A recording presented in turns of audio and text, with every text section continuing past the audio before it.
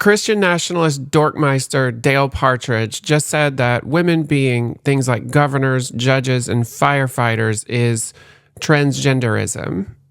Women with jobs. I guess that's where we're at now. And by the way, this is exactly where all of that anti-trans panic was always going to go. Because the whole thing runs on this idea that your sex at birth decides your role for you, and you either stay in that role or you get punished for stepping outside of it. And trans people break that immediately by just existing. So if that's allowed, then the whole women are supposed to be subservient to men, which is exactly what guys like this want, starts to fall apart too. And they can't have that.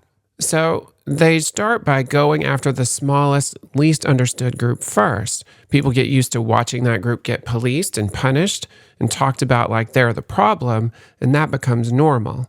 And once that feels normal, the scope starts to widen. That's how you end up here. Some weirdo on the fringe looks at women in power and calls it the same kind of rule breaking. And that's what you're seeing here. By the way, this whole gender ideology panic was always built to hit more than one target. That language actually came from the Catholic Church in the 90s to go after feminism and queer people at the same time, and then it got narrowed for a while because trans people were the easier target. And now it's starting to open back up.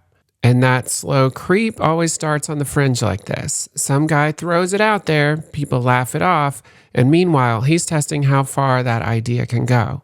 If it holds, it gets pushed further. So if you thought the whole anti-trans thing was going to stay contained to just trans people, think again. Because once you build a whole worldview around forcing people into a role, that stuff spreads like Donald Trump's diaper stench.